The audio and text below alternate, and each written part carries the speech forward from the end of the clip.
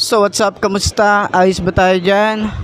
So nandito tayo ngayon sa may Rusi Malolos branch para sa update at yung mga available na unit nila dito. At meron tayong balita, no? Marami nagtatag sa akin kung legit nga ba yung 400cc at yung 600cc na ilalabas ni Rusi, yung adventure bike. So papakita ko na lang din siguro yung picture, no? Kasi sinend lang din naman to sa akin at kinonfirm natin kung legit ba o hindi. Pero ang sabi nga nila boss sa atin ay legit.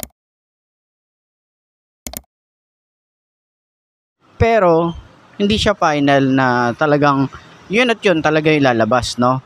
Ang kasabi kasi nila boss ay baka i-rebrand pa, palitan pa ng pangalan. Ayun nga. So kasi napansin natin, no? Sinearch ko na rin to, nilabas na rin to ni Bristol, yung 600cc na adventure bike, no?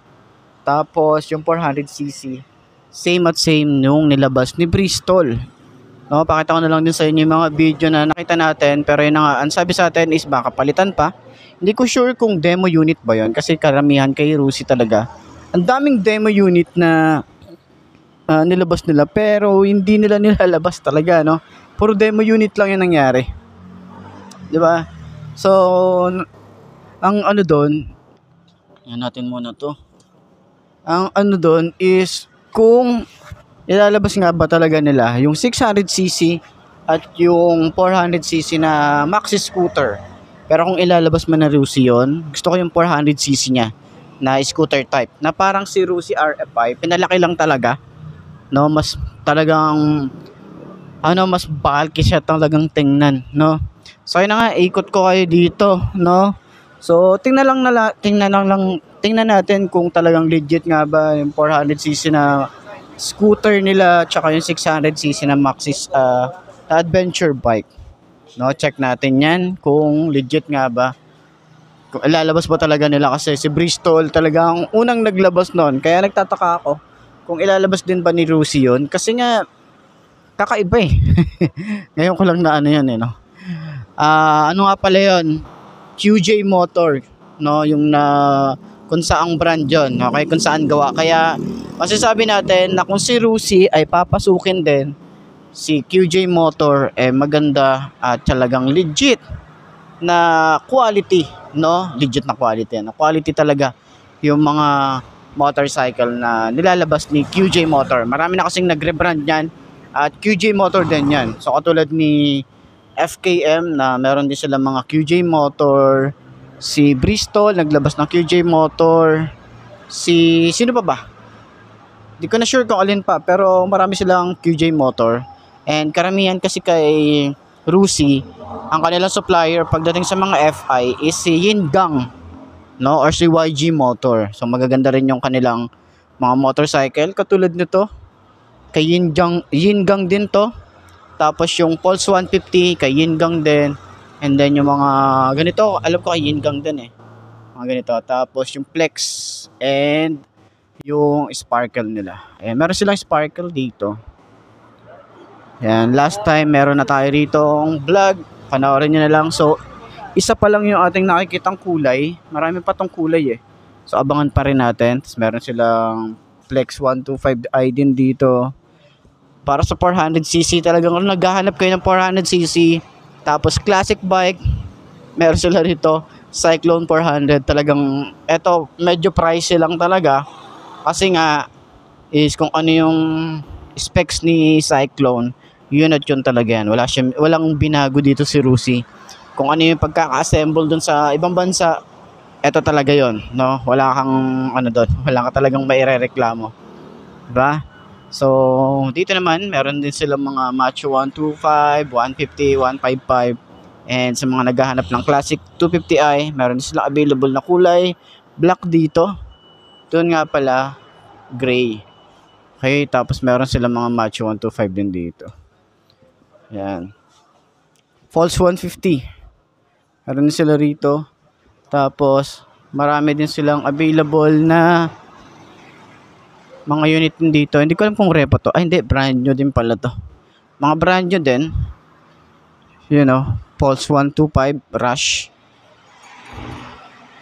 Tapos may Flash. Claire. And dun sa likod, may mga pang-enduro. Ayan. Sa mga repo naman nila, meron sila dito. Kakaiba to. Kakaiba yung ginawa dito. Yung Gamma 200. Ginawang Kawasaki, no? Astig eh. Kasi sila rito Pulse 150. Yan. Mga pan-tricycle.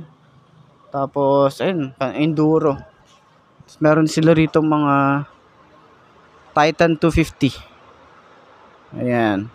Konti lang yung repo nila rito. Mga pang-enduro. Pwede rin to.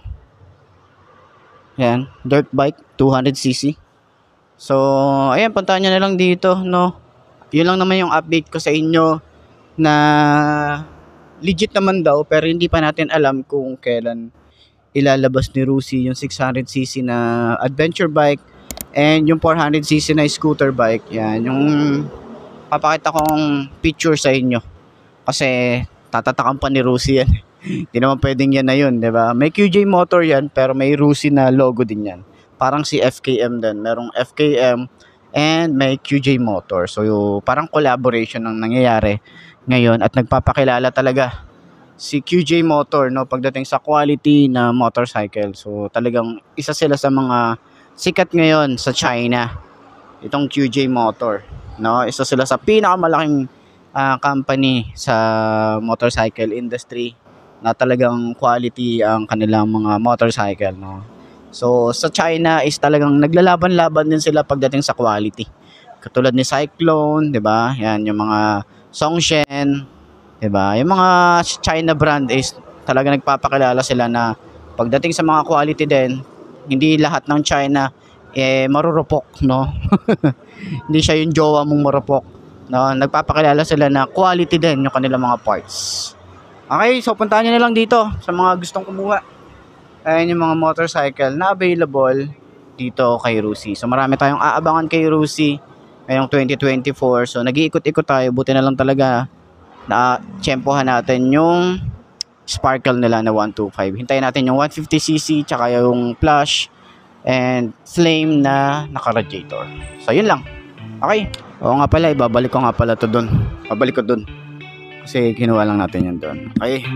Give me a sign, will everything be alright? I need a sign, cause I don't wanna waste my time. Sometimes I don't wanna wake up, I feel tired in my bed, wanna lay up. Watch TV and step out fake love. Let the drama unfold with my brain numb. Yeah, I'm still digesting everything that's going on, second guessing if this world is a place worth saving. I feel lost in this world as of lately. Give me a sign, will everything be alright? I need a sign, cause I don't wanna waste my time. I wish I knew